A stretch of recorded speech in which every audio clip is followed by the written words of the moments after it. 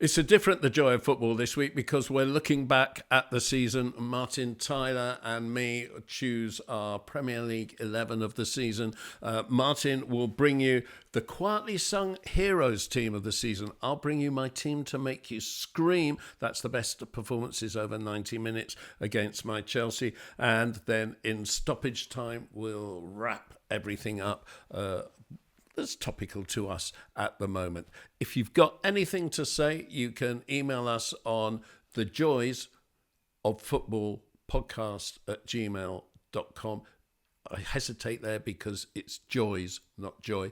The Joys of Football podcast@gmail.com. And of course, if you want to see the whole episode or hear it, it's on all the regular platforms, and follow all the bits and pieces on social media as well. TikTok, Instagram, X, everything else. I'm shutting up. Let's get on with the show. The Joy of Football podcast. With me, Neil Barnett.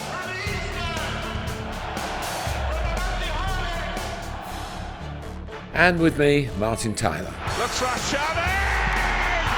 Ready! Aguero!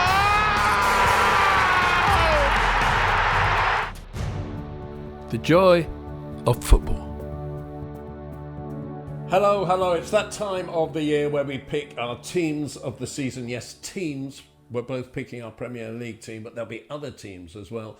Martin Tyler, the voice of football, and me, Neil Barnett, on the Joy of Football podcast, the greatest addiction in the world. Thank you for joining us. Thank you. Martin, let's not muck about. We're going to start with Premier League team of the season. Yeah, I asked a lot of people in my years of broadcasting to do their team of the season. I've never done one before. Right, okay, who's your goalkeeper? Well, it's Jordan Pickford. I know that's probably quite a controversial choice, but when you look at what Everton have done in terms of clean sheets and goals conceded, or lack of goals conceded, and the most adverse conditions that in the dressing room, how they've gone from week to week and wondering how many points they've actually got and what the next financial crisis at the club might be. It's an extraordinary achievement, I think, for the whole team, but it starts from the goalkeeper. And although, if you've met Jordan, you know he's a bubbly personality, and his goalkeeping is a bit like that. You know, he will be impetuous. He will do something that eventually. I think the word you're looking for is nuts. Well, all goalkeepers are nuts. Thankfully, that's a cliche, so we're not upsetting anybody by saying that. But we saw him concede 6, both of us. I was going to bring that up. Yeah, at Chelsea. Yeah, but and of course he had a howler led to Tielemans, wasn't it, scoring for Belgium, and when he was trying to just rush things a little bit. But as a tournament goalkeeper, he's been excellent. And I think through the Premier League season, given all the, I know there are 1 or 2 challenges, but I don't think anybody's been quite that kind of adversity that they have. And I always think if you can be in the bottom half of the table and have a lot of clean sheets, you're doing something right. And we know it's not just about him. It's about the manager who'll get a mention later on, and of course the centre-backs will get mentions as well. But for me, Jordan Pickford, you have a different view. I do, but just one thing on Pickford. Only Arsenal kept more clean sheets than Everton in the league, and only Raya kept more clean sheets than Pickford. So respect to that. But my goalkeeper is Emiliano Martinez of Aston Villa, who I think is the kind of, in the 90s, the player that everybody hated was Mark Hughes. And wherever he went, because he was such a physical player, everyone used to boo him. And in the 2023-24s, it's definitely Martinez. Everybody who's not Aston Villa hates Martinez. I hate Martinez, but he's the best goalkeeper in the Premier League. He's a world-class goalkeeper. I think he is the best one-on-one goalkeeper in the world, as he showed in the World Cup. And the reason I think his statistics aren't quite as good as other goalkeepers this season is, I've got to admit, I think Pau Torres is not the best centre-back in Birmingham, never mind the Premier League. I'm sorry, I'm not having Pau Torres. And as for Diego Carlos, oh my God, I mean, he's not a Premier League player for me. So he's playing behind people who are really not top rate. And I think Martinez, I'd love him at my club. and I would love him if he were at my club, but I hate him. And he's the best goalie in the Premier League. Well, he's got all the tricks, hasn't he? And he makes them work. I mean, psychologically, he wins most of those one-on-one duels before the forward even has time to think. He's got an amazing array of, you could call it gamesmanship, but it's actually very good goalkeeping. And of course, we've all celebrated a bit too wildly at various events. For you and me, it's been very private. When you do it and having won the World Cup and the whole world is literally watching, there's probably one or two things that happened in that half an hour or so after the game that he might regret now. But I bet he doesn't. I mean, he's weird. We have mentioned him before. He was at Arsenal for ages and didn't play. So much so we didn't even know his name was Emiliano, which is his second name. We called him Damien Martinez. And he finally, I think, almost at the point of, well, if this doesn't work, if I don't get in. And then he got in. Obviously, they won the FA Cup and then the Community Shield. And then probably those last two games he played for Arsenal. Yeah. And the change was made. So he stuck at it. And I saw him make a very bad mistake against Liverpool. But that's a one-off on a crazy night. It was a crazy game, and he is a crazy goalkeeper. Right, what's your back four? Well, it's a 4 here. I'm going with Kyle Walker, the Arsenal pair of Saliba and Gabriel. And left back, I've ummed and ahed over, but I've gone for Guardiola because I think his contributions towards it, he hasn't played left back all season. But I think when he needed to step up and step into an awkward position, it was, we don't get any left-footed right-backs, do we? We get a lot of right-footed left-backs. And it always looks a little bit unbalanced, but the wide players are all reversed these days. So, you've got plenty of right-footers in front of him playing down that side. But I just think at a key time he did the necessary. The goals were a bonus, but I thought defensively he was very sound. And, the times they were playing 4 centre-backs when Kyle can play in the middle of a back three, the right of a back three, maybe in the middle of a back three. His qualities, his speed is just, was he coming out 34 now, I think? Yes, 34. Yeah, and he's amazing, amazingly quick. He wins these battles with Mbappe and Vinicius Junior. They're just like sprint challenges, really, and he very rarely gets caught out. If anybody outruns him, they are extraordinarily quick, or he's got a cold or something like that, So I think he deserves to be in. You talked about the Arsenal clean sheets, and with the goalkeeper, the 2 centre-backs have been absolutely rock solid. I think Saliba's played every minute, hasn't he? He's one of a few players to do that. Mostly they are centre-backs. I'll come on to that, 1 or 2 in another team we're going to pick later on. But so consistency, reliability.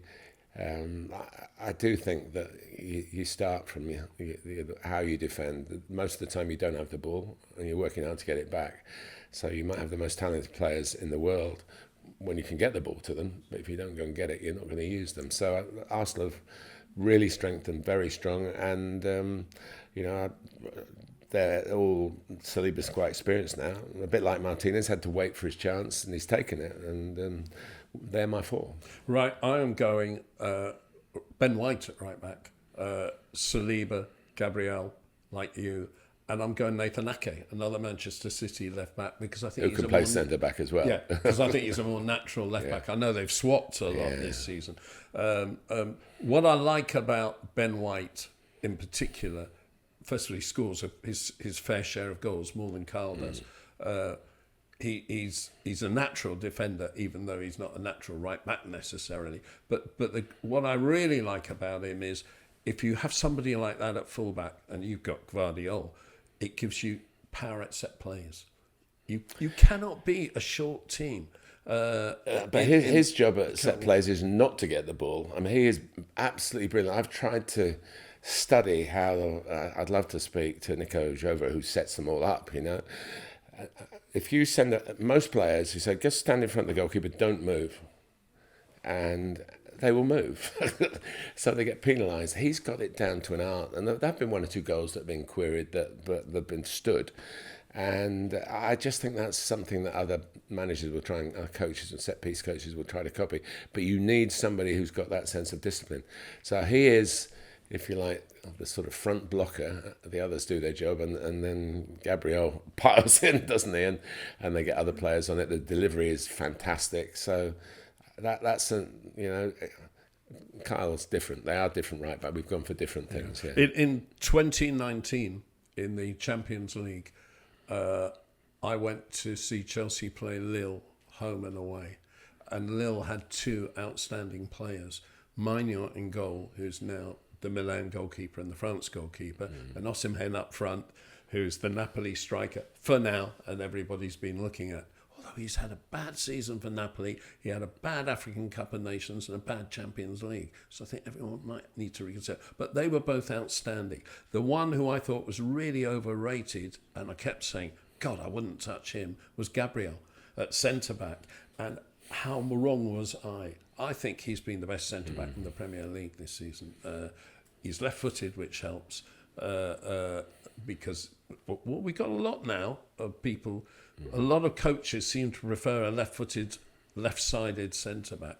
But he has been outstanding. I can't believe how good he is. Imagine if he got the VAR decision at Newcastle, which went against them, that cost them the game.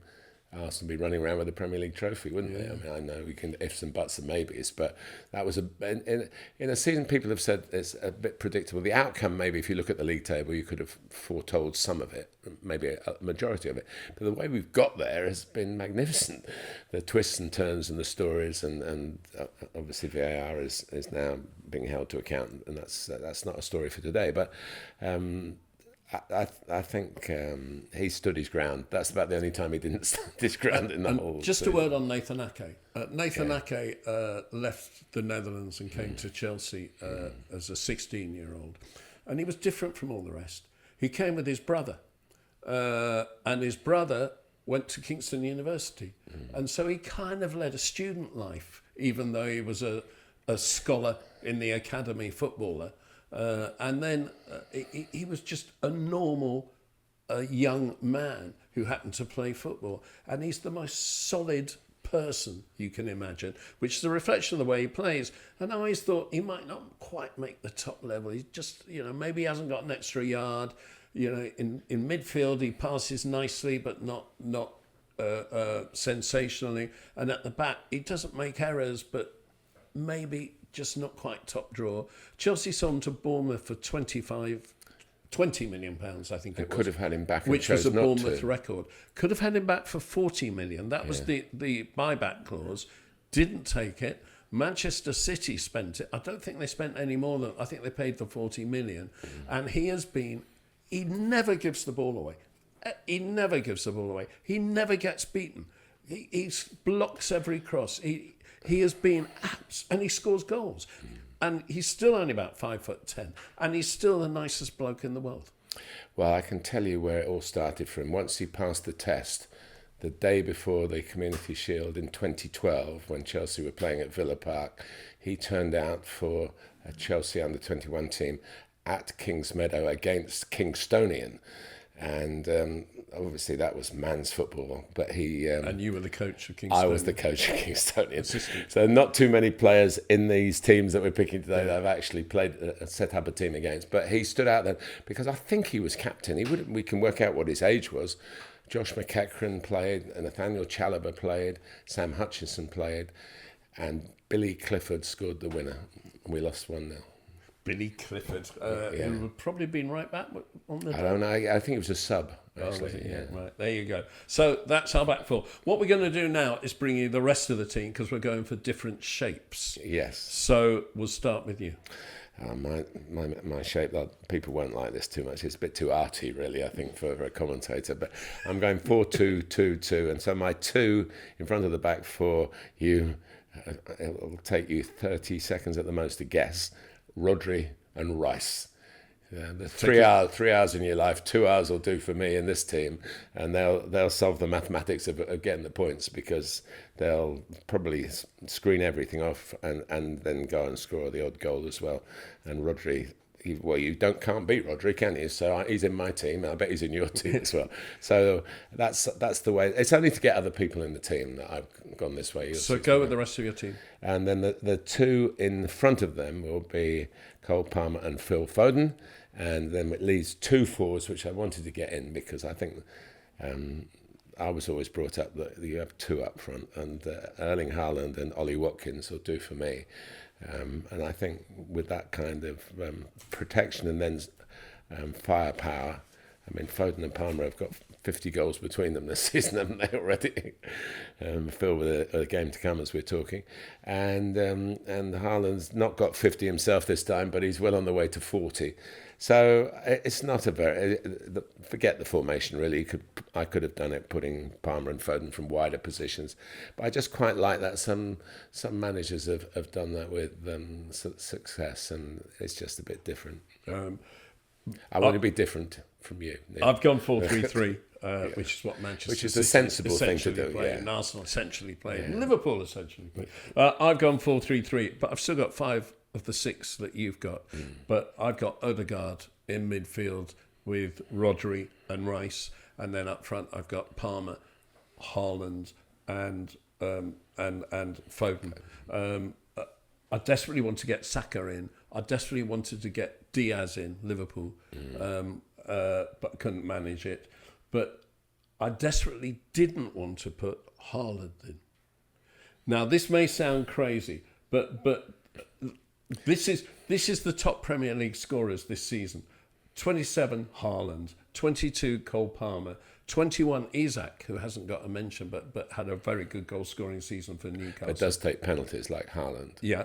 19 Foden, Solanke and Watkins, 18 Salah, 17 Son, 16 Bowen, Mateta and Saka. Now, my problem with Haaland is this. Against the other top 4 sides, 6 games, he got 1 goal. And that was the home 1-1 draw with Liverpool. In the 2 games in the quarterfinals of the Champions League against Real Madrid, he didn't score. Last season, he didn't score in the Champions League final against Inter Milan, in the FA Cup final against Manchester United, in the Champions League semi-final 2 games against Real Madrid. Did they win those games? Yes, they did. Well, and he is a good... I rest my case. Yeah, no, well, I've chosen him. In the end, I've chosen him because I had to. You're part of that. He's a League Two player campaign. No, I'm not. You? No? I'm absolutely not. He's a sure? world-class player. But I just need him to turn up a bit more often in the big games, that's all. Just come and mark me, and then somebody else will score. That's what happens in the big games. Yeah. Well, I looked at it. It's quite interesting. I looked at it and I said, out and out centre forwards, traditional number 9s, Haaland, Isak, Watkins, Solanke, all had good seasons. And then the sort of half and half centre forwards, Son and Havertz, got their share of goals. And then the alternative, I call Bowen, them you could count as well, that. I call them alternative number 9s rather than false number 9s, because there's only 2 kinds of number 9s, good and bad, not false and what have you. And I've got 4 of those. Alvarez, who obviously you can't choose ahead of Haaland because he doesn't play ahead of him, but I think is just a wonderful player. Trossard, who plays anywhere across the...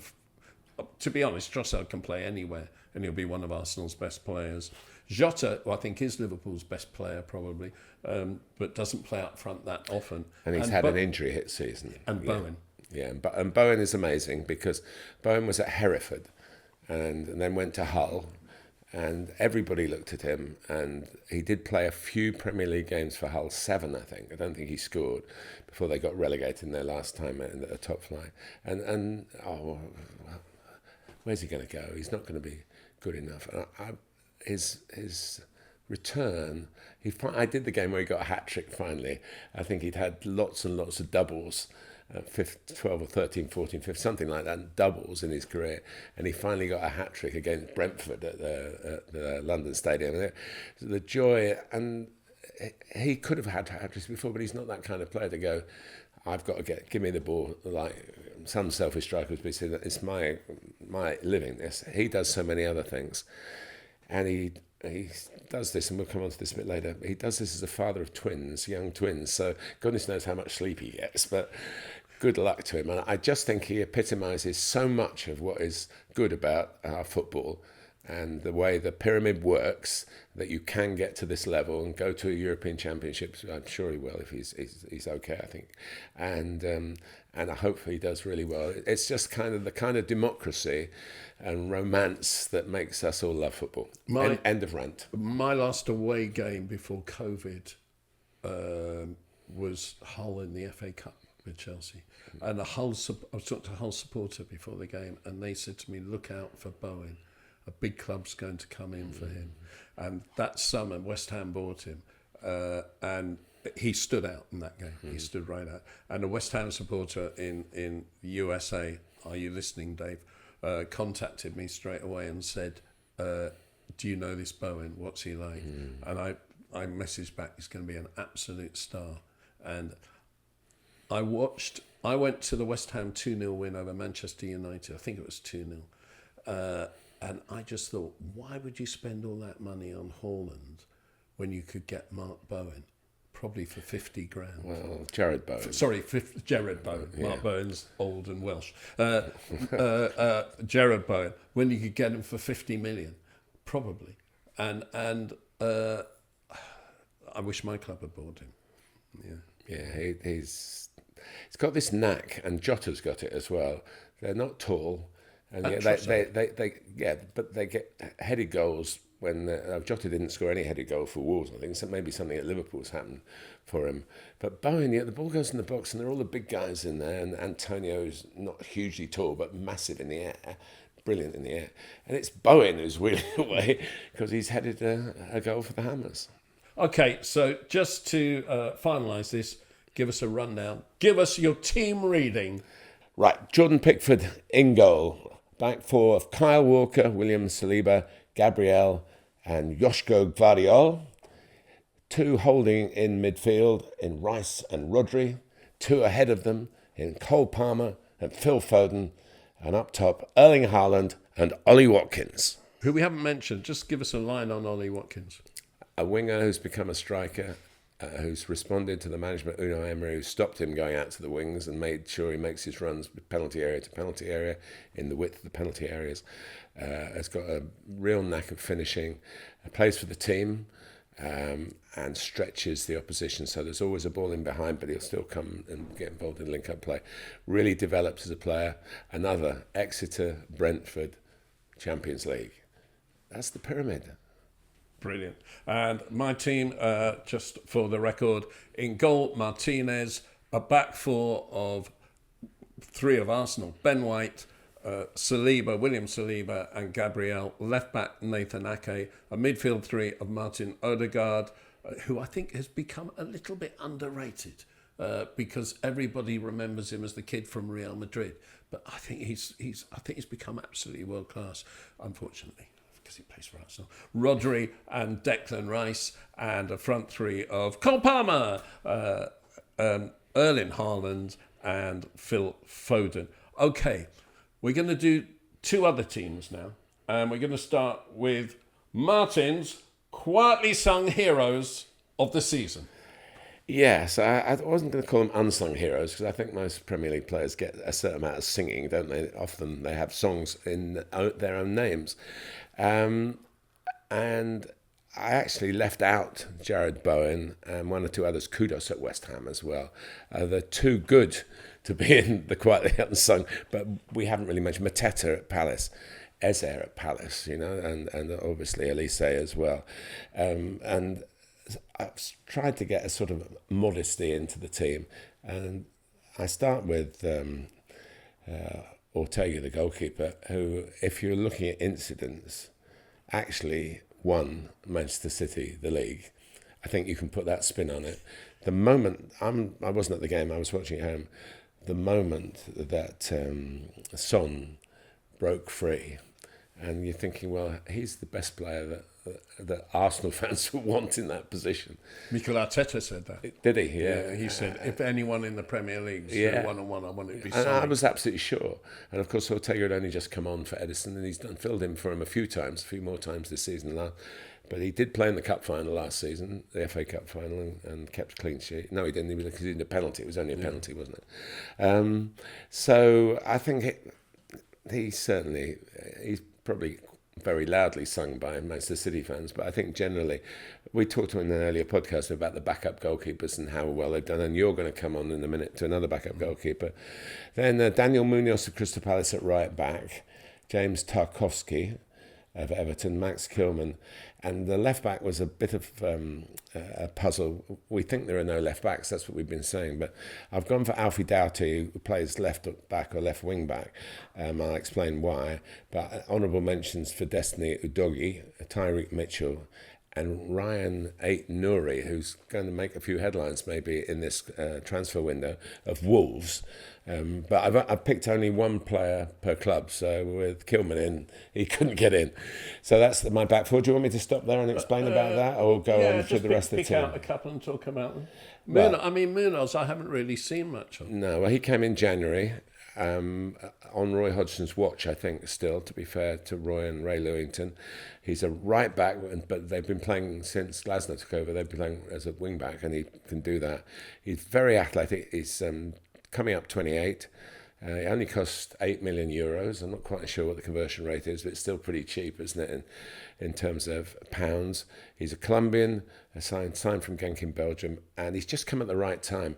And you can just tell, watching football, that when a newcomer is accepted by those who are there already, and the way that he's been fitted in with the players on the field, and I guess off it as well, he's really deserves him. And I could have picked a few other Crystal Palace players, some of whom I've just mentioned. We talked about Tarkowski in a previous podcast. Yeah, just to say, I think he's made Branthwaite an international. I just want to say that. I think he's played every minute of every game for Everton. He's Dyche through and through, and Kilman's is he going to play for England? He does qualify for other countries, the point you made earlier, but he's a futsal international already, so that would be quite a story, wouldn't it, to be play for England futsal and then go and play. But he's still a little bit off it, I think. But he's played every minute for Wolves, a tricky season, helped Gary O'Neill enormously, and he was the shyest lad in non-league football when he played for Maidenhead United, and I tried to get to talk to him a few times when he got into the Premier League team. He never wanted to do interviews, and they finally made him captain. So he's had to do the interviews, and of course he can talk extremely well. And Alfie Doughty from non-league football, that's he was on loan at Kingstonian, and then he ends up playing the Premier League and even scoring a goal on the last day of the season. I hope he gets whether Luton will let him stay up with another club, I don't know. Your midfield? Yeah, the midfield I had lots of umming and ahhing about.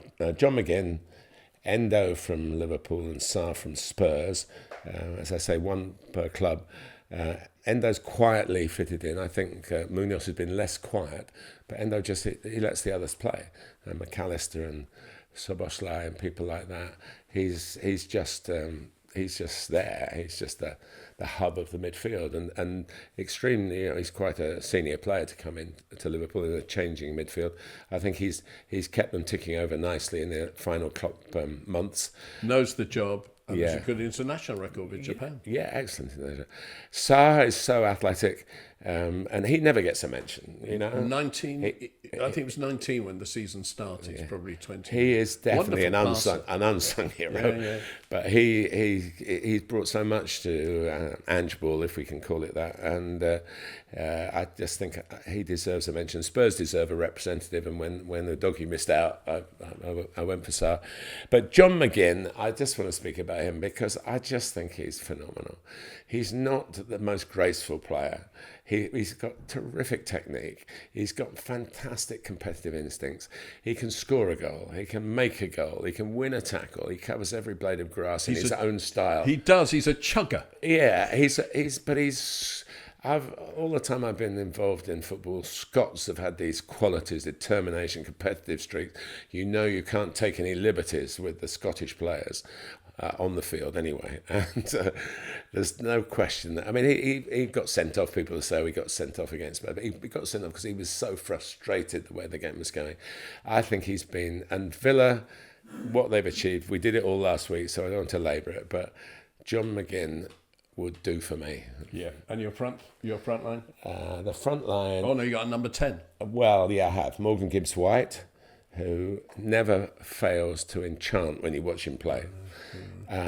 He was part of the England youth setup as well. I think the under-17 World Cup, and he didn't quite crack it at Wolves. He's been around, I think, Sheffield United on loan. And Forest got him under Steve Cooper, who worked with him in the England setup.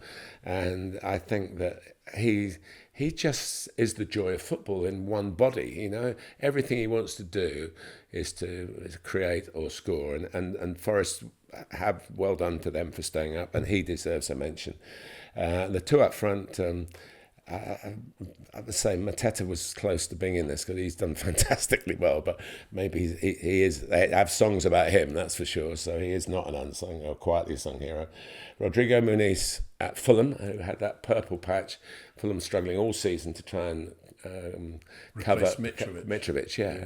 And they brought Raul Jimenez, who must have been a great help, and everyone who loves the game will be delighted to see that he's back scoring goals. And he had quite a good season. Yeah, he did, and what he went through. You know, I've spoken to those who broadcast that game who really thought that they were involved in a tragedy. It was bad enough what did actually happen.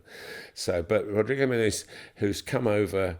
He's been here a little while. He came in 2021. He had a loan spell at Middlesbrough. His English is pretty good. He's got a passion for fishing. He's done a couple of interviews about how much he likes fishing. But he's fished out a few goals, hasn't he? So, and Højlund, Manchester United, obviously, everybody's been looking at their season critically, and understandably so. The numbers don't add up for a club like Manchester United, but maybe we're still speaking before the FA Cup final, and you know that might change. But Rasmus Højlund, I think, is a beacon of hope for them. He found it hard to get some league goals, Premier League goals early on, but since actually Christmas time, he's contributed really. They've won the last two games. He scored in both of those two Premier League games. I like him. I think he's pacey, optimistic.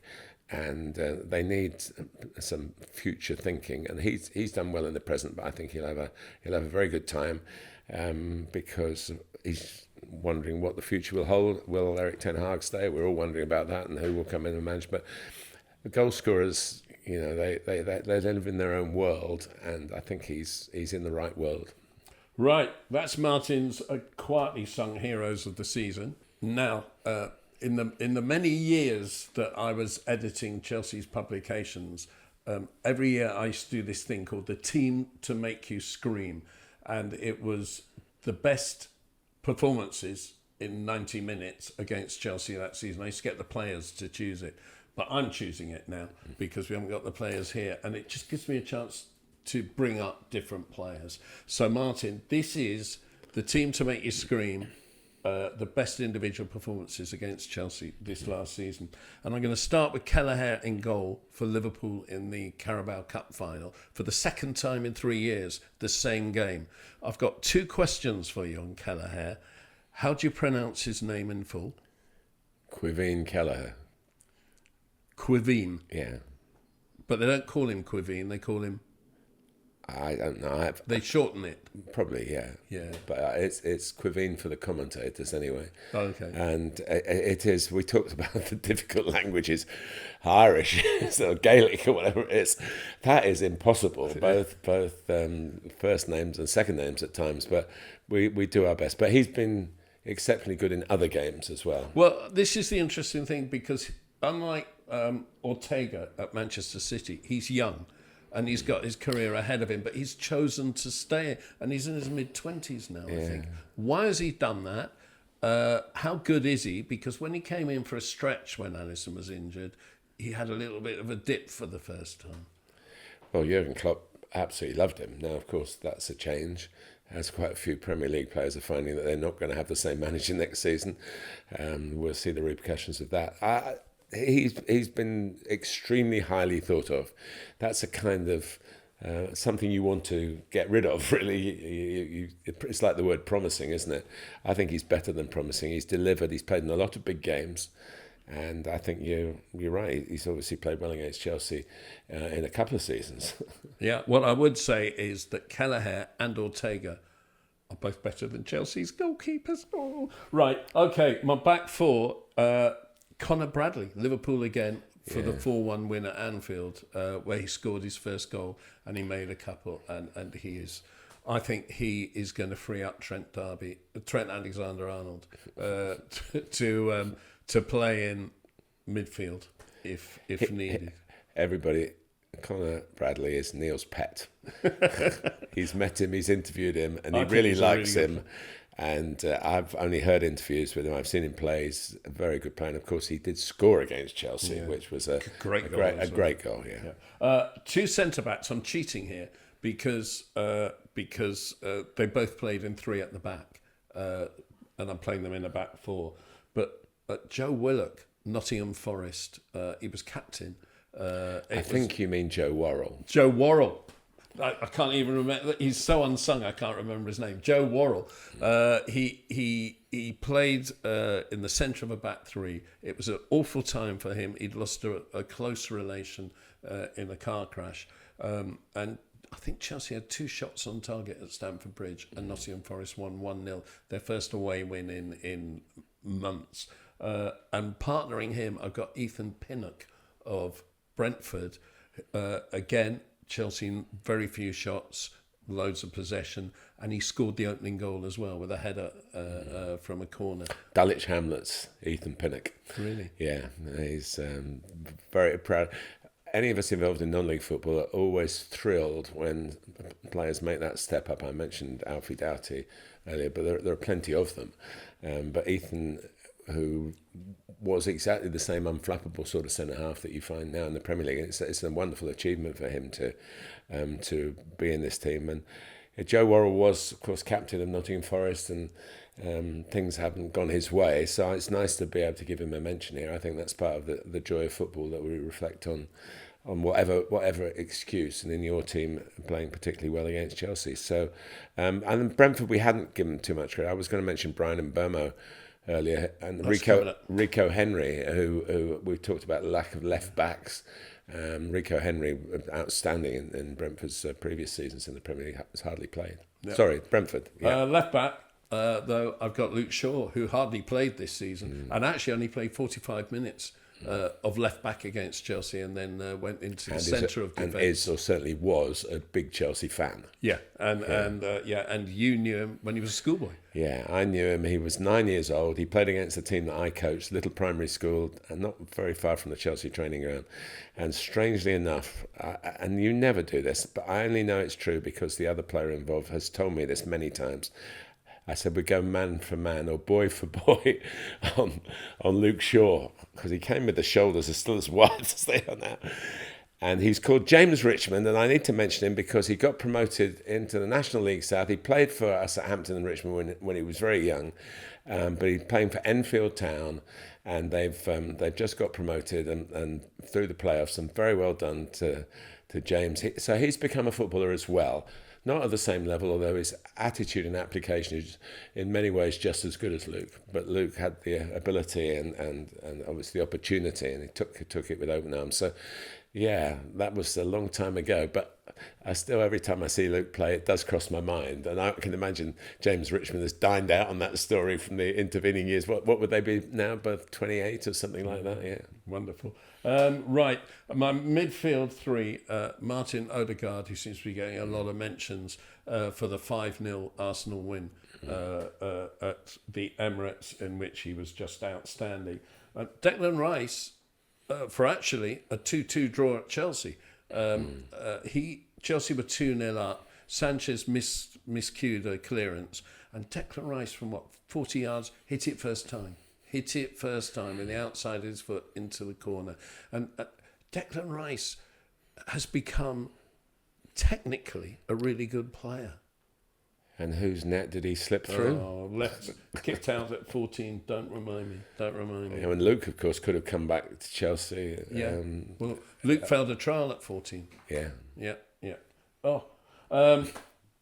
My third midfielder is someone that we haven't mentioned yet on the podcast since we've been doing it, Scott McTominay. Chelsea lost 2-1 at Old Trafford, and he got both goals. And having been played as a holding midfielder for so long and being pretty average at it at Manchester United, it was because Steve Clarke played him further forward for Scotland and he was getting goals. And that had been his whole career up to first team football, playing further forward. And when he's been used in the last 18 months in that role, he's been pretty effective. I think he got double figures goals this season. And one thing I always say about Scott McTominay, Jose Mourinho, when he was manager of Manchester United, invented an award because he thought he deserved something, the end of season prize giving, and he became the manager's player of the year, Jose Mourinho's player of the year. So I think that's something that you can pin that badge on him as well. So yeah, it certainly deserves a mention. And you're right, we should have mentioned him before, but Manchester United's been a difficult topic, I have to say. Right, my front three, you mentioned Brian and Mbeumo. I've got him both for the game at Stamford Bridge, 2-0 to Brentford, and the game at the Community Stadium, 2-2. He just always plays well. He didn't play much in between. That was one of Brentford's problems. He got injured pretty soon after that, the game at the Bridge. And then went away for yes, African Cup of Nations. Yeah. And by the way, Wissa, who came in for Ivan Toney, what a season he had. And he scored an outstanding overhead kick at Brentford. But Mbeumo is one of those players who just never lets you down. No, he's a team player. He can score goals, can make goals. He's at it the whole time when he's on the field. I met him a couple of times. He's a charming guy, and he's come into international football as well via a qualification. And I think Brentford, it's very hard to sum up their season because they have a smallish squad, injuries, very well run football club, and Thomas Frank. We've talked about a lot of managers on this podcast, but he is, first of all, he's very open and he will talk to you if you ask him football questions, and he will invite you into his world. And I did the game against Manchester City. They got beaten, and there was a bit of toing and froing. Nothing serious, but you can tell the losing manager is never happy. So he goes into the referee's room. I'm waiting. Jared Gillett, Darren Cairns, a friend of mine who is the senior assistant in the whole of the Premier League these days, but he used to work with Howard Webb in the World Cups and things. And he said, well, if you're at the game, come in and have a cup of tea with us afterwards. So I was waiting to do that. Thomas went in, and I thought, oh gosh, now I better keep out the way for a bit. I finally got in, and I said, well, what did Thomas say? Oh, yeah, he just said, well done. In a nice way, He said the one or two little things I wanted to check on regulations, things, but there was no hostility. He's a gentleman. Yeah. He's a cool, calm customer, and he deserves. And he's so articulate in English. Lovely. And I wish I had his hair. Oh, yeah. Couldn't agree more. So next to Mbeumo, by the way, after Manchester City won at Brentford this season, I interviewed Kevin De Bruyne, and he said, we always have trouble against Brentford. We always find it. I don't know if you picked that up on the microphone, but that was Tamori coming into the room, my pussycat, one of my two pussycats. Both named after Chelsea players. Tamori and Tammy, neither in the England squad. Gareth, you made a mistake. Kevin De Bruyne, he said, we just always have issues against Brentford. We just find it difficult. They know how to play. They know how to get the best out of the players that they've got, and that's the ultimate achievement for a coach.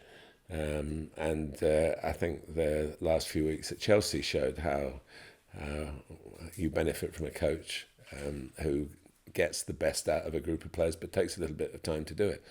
But they won't be having that coaching again. No. And just another word before we leave De Bruyne. I didn't pick him in my Premier League 11 because he only played half the season. But actually, in that half, he was the best player in the league. And I wish I had his hair as well. Right. So my two remaining players in the team to make you scream. Wolves centre forward, Cunha. Matis Cunha, yeah. Who scored a hat-trick at Stamford Bridge, the only hat-trick against Chelsea this season, and who came from Atletico Madrid. He did, and he's done well for Wolves this season. Yeah, he was one of those who wasn't moved on. Obviously, some of the older players, João Moutinho and Ruben Neves, not that Ruben Neves was that old, but they had to get the same problem about having to readjust your playing staff to fit in with your financial requirements to satisfy and not have points deductions. So they kept him, and he delivered for Gary O'Neill. Again, he would have played more games but for injury. But he and Hwang, I think I'm right in saying, They got 12 goals each. Yeah, they did. And that's the first time that's happened to Wolves in the top division for a long time. Maybe back to the 70s. John Richards was on my notes, I think. That's going way back. Yeah. And my left-sided player is someone who won me over this season. Chelsea tried to sign him 18 months ago, Anthony Gordon from Everton, and he got on my nerves. I thought he was... I didn't like his hair. I didn't like his attitude. I didn't like anything. And he went to Newcastle and he took 6 months to bed in. He actually got his first goal in the last game of the season, last season against Chelsea. This season, I think he's been brilliant. I think his attitude's been brilliant. I think his persona's been brilliant when he's been interviewed. I think he's had a fabulous season. Newcastle beat us 4-1 at St James's Park. He played most of the game on the left wing, caused havoc, and at the end of the game went centre forward and scored a superb goal. Young, hungry, and will get even better. Right, I'm just going to give a red card to Tamori as he's screaming. And that is the end of our teams. But we're going to just pick a Premier League manager of the season. So, Martin, your Premier League manager of Well, the season. there are a lot of candidates, and some of them are still in their jobs, believe it or not. Sean Dyche is my choice. I've banged on the last couple of podcasts about how amazing Everton season has been in all the difficulties, and it's not the end of it yet. He must wonder what's around the corner, what next season will bring, and what the financial situation of the club is, let alone the profit and sustainability problem, whether they're going to have any resources at all. I just think we had a bit of a joke last week about Pep Guardiola's lucky jumper, didn't we? When Sean went back to the tracksuit top again and put the white shirt away, I thought that they had that great run. They won at home all the time without conceding. But a proper guy, a man's man, if you like, and somebody who, because he's always in there as putting out fires at Burnley, the same, keep them in the league. He's done amazingly well. I think within football and within the clubs that he works for, he's very well recognised. I don't think he, they think, oh, we've got somebody on the cheap here. I think he gives them value for what he's paid. And how many sleepless nights he must have had over the course of this season, goodness knows. I'm not sure about his taste in music, quite coinciding with mine, though. He likes the festivals, doesn't he? Oh, the other thing I have to say about him, he loaned his son Max, or he didn't, but Northampton did, I'm sure with Sean's blessing, to Woking. And when Woking were really struggling, and Max Dyche played really well, so well that Northampton called him back, unfortunately. So I'm being nice to you, Sean, for two reasons. One, because you're very good, and two, can we have Max back again? Right, my manager of the... Pep Guardiola is the best Premier League manager ever. Sorry, Fergie, but he's the best Premier League manager ever. But Fergie, you were close. We Jose. But my manager of the year, through gritted teeth, is Mikel Arteta. And it's particularly through gritted teeth after what's happened at Chelsea with Pochettino leaving. I just want to give you this. This is one major reason why he's my manager of the season. He rejoined obviously because he'd been there as a player. He joined Arsenal as manager in December 2019. In 2019-20, they finished 8th with 56 points, 43 behind the champions. The next season, in 2021, they finished 8th again, but with 61 points and only 25 behind the champions. The following season, 2021-22, they still didn't make the Champions League. They finished 5th, but with 69 points, 24 behind the champions. And then, bang, in 2022-23, they finished 2nd on 84 points, 5 behind the champions. And okay, they didn't win the league this year, but they finished in 2nd place again on 89 points, just 2 behind the champions. You build a team, you build a club, you build a squad, you build a unit. Chelsea last season finished 12th with 44 points, 45 behind the champions. Brought in Maurizio Pochettino and finished 6th with 63 points, 28 behind the champions, and thought they'd be better off without him. I can't add to that. I agree with what you've said. It's, but it is the way of the world. And Arsenal, I use the expression with Unai Emery. When he came in, they gave him the keys to the club. They said, you will do what you want. Arteta the same. With Edu. Yes, director of football. That's true. But Arteta knows he's not going to fall out with Edu. He's not going to have his every move trumped because of the structure of the club. Chelsea's not like that, and this sounds like disrespectful to Chelsea. It's not meant to be. Chelsea choose to run the team, run the club the way that they want to. They own the club.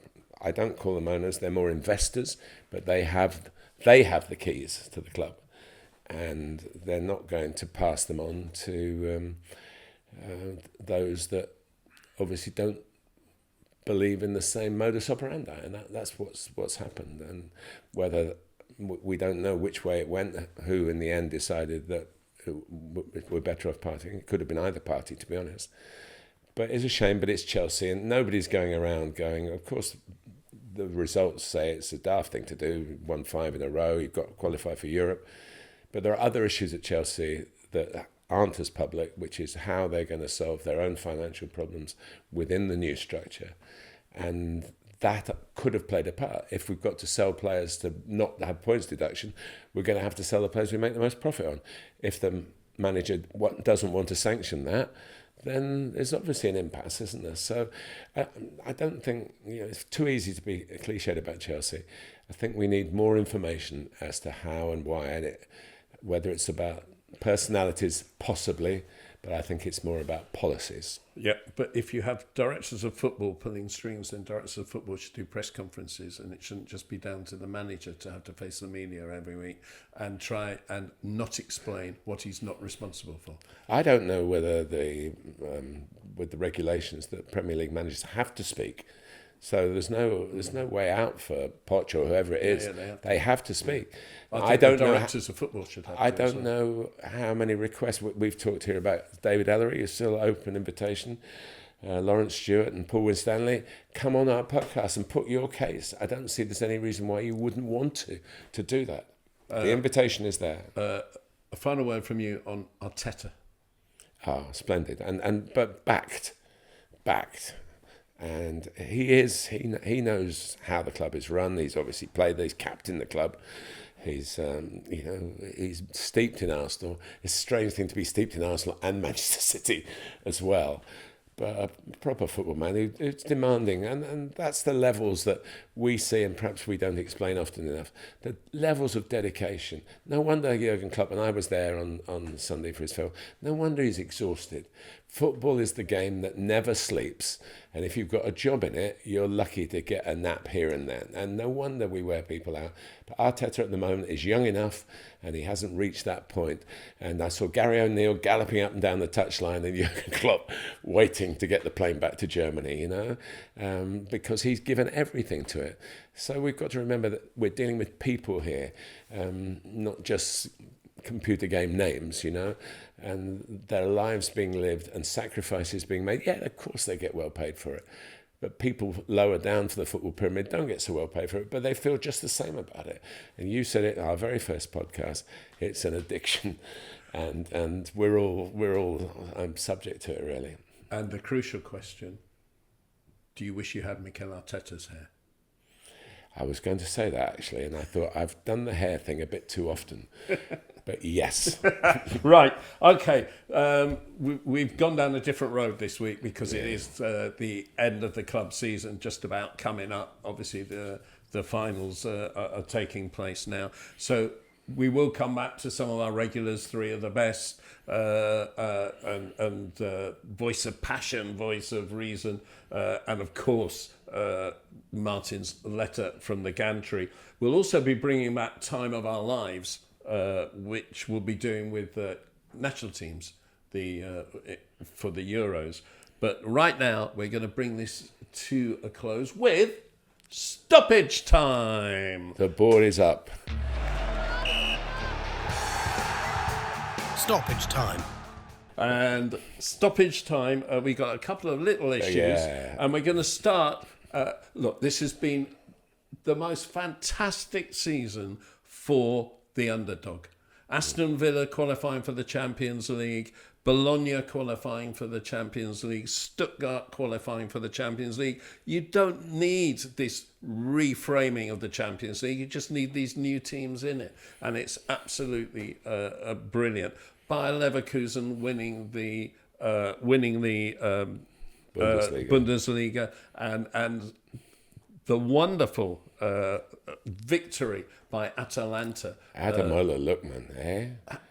He's finally got to where so many of us thought he would do when he broke through at Charlton, and then obviously I think he went to Leipzig for a little while, and then at Fulham and Everton, spells where he looked like he was capable of carrying on the success he had with the England youth setup.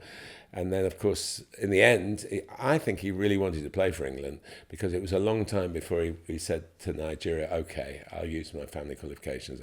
But the tweak in his role in the team has given him this historic, is it 1975, the last hat-trick in this particular competition? Really? Jupp Heynckes, I think it was. And it's just amazing. So it's just something that we've added on the end. I've got another story about an underdog to tell you in a minute. But for Ademola Lookman, he's worked his way, and bless him, for so many people in all walks of life say, I've had a go. Whether they have had a full go, only they know. But he's had a real go, and that I was so thrilled for him. But the one you want to focus on is the League One playoff final. Well, not just that, but that starts with it. Oxford United beat Bolton. They were very much the underdogs. They did not scored a goal against them in the two league games. They lost 5-0 at whatever the stadium in Bolton is called these days. I keep up with the different sponsorships. And it was all set up for Bolton. And Ian Evatt, who's a fine manager, actually, when we were at Woking, we played against his Barrow team. And Josh Murphy, who is Jacob Murphy's twin brother, cut him up, and he's on the cusp at Oxford as to whether he's going to stay or go or whatever. I learned this before the game. He scored 2 fantastic goals, and I'm sitting at home watching it, and I know Jacob. I don't know Josh, but Jacob's one of the good friendly guys in Premier League football. Newcastle, yeah. And I wondered, so I was able to text the producer of the game, say, where is Jacob there? And the message came back going, no, because Newcastle had lost at Man United, their game at Brentford was a bit more important with the European qualification, so they didn't think he was there, these are twins that Jacob told me this, I'm sure he won't mind me sharing it with you. When they were living in the same house, growing up together, they had separate rooms, but they would get up in the morning, go downstairs, and they've got the same clothes on. Twins, real twins, and they are absolutely identical, aren't they? And one played on the right, and one played on the left, which is why they probably couldn't stay at the same club. They're at Norwich, and they played against Chelsea. Well, I saw them in the Youth Cup in 2012 and 2013. So anyway, I 4-4-2, right wing and left wing, yeah. And they are exactly the same. Anyway, I texted. I said, look, they are so close. They are the closest twins that I've ever come across in football. And so nothing happened, and I thought, well, and of course Josh was interviewed afterwards, and the second answer, with nothing related to Jacob at all, he said, my brother told me it was my time to shine. And I thought, that's exactly, he's thinking about his brother. The next day, at Brentford, Newcastle play, and Jacob scores a lovely goal coming in. So the Murphy's Law over the weekend, whatever you want to call it with the cliches, but I was so pleased for them that Josh showed what a fine player he is, and Jacob could be in my unsung, quietly sung heroes. I have said to him, and again I'm sure he won't mind me saying this, I've said to him, you don't know how good you are. He scored at Chelsea, didn't he? Smashed one in at Stamford Bridge. 25 yards. And he smiles. He's a nice smile. They're very nice, easygoing lads. So, well done, the Murphys. Right, my final one is about a month ago, 6 weeks ago, the UEFA Youth League final was held, as it is every year, at the UEFA headquarters in Switzerland. Chelsea haven't been in it recently, but I've followed the competition for many years when it was. And this is a fantastic competition. And they've rejigged it for the better rather than for the worse, like the first team competitions. Because at first it was just for the youth teams of the clubs who were in the Champions League. But then they rejigged it and they had two kind of qualification routes. And the other one was for the champions of each youth league of each country, so that it gives everybody a chance to play it, and it just gives a chance for footballers to experience that whole wider culture of travelling, of playing away in a different climate, and of playing different types of players. It's absolutely brilliant. And the brilliant thing this year was that the final was between Olympiacos and AC Milan. Olympiacos won by 3-0, and that was the first club European triumph of any Greek team. Obviously, they won the Euros as a national team in 2004, but Olympiacos this season, winning the UEFA Youth League, was the first Greek club to win a European competition. And now, in the UEFA Conference final, the first team of Olympiacos is up against Fiorentina. Having knocked out Aston Villa. 4-2 away. I mean, and everyone thought, Villa will be good enough to bring it back. And it was 2-0, I think, in Piraeus, in south of Athens. And the final is in Athens, which is almost walking distance from Piraeus. And can you imagine being an Olympiacos supporter? And if you go... I've been to a game at Olympiacos at home. It is mayhem. It is incredible. You think good atmospheres, it's absolutely fabulous. Their supporters could have the UEFA Youth League and the UEFA Conference, the first two trophies by a club in Europe, this in one season. What an achievement. Olympiacos, love them. It's a nice note. Yeah. Who made his name as manager of Olympiacos? Puskas. No, he was Panathinaikos, wasn't he? Yeah. But he didn't make his name. No. Manager of Olympiacos, go on now. Marco Silva? Did he? Yeah. That's where he really... I think that was his job before he moved to Hull. He came into the Premier League. Yeah. I'll have to warn you about throwing these things at me right at the end of the podcast. It was going really well up to that point. I bet I'm wrong. I bet you're not. You probably pronounced it wrong, but you won't be wrong. Right. And it's Mbermo, by the way.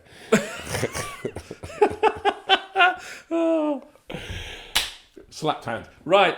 Will we get back to normal next week, or will we have something completely different again? I haven't got a clue. Meanwhile, from Martin and me. See ya. Ta-ra. Yeah, as Martin said, thanks very much for listening, watching, however you followed us to the very end. If you want to contact us, you can email us once more at thejoysoffootballpodcast@gmail.com. And there's all the social media you can get on, of course.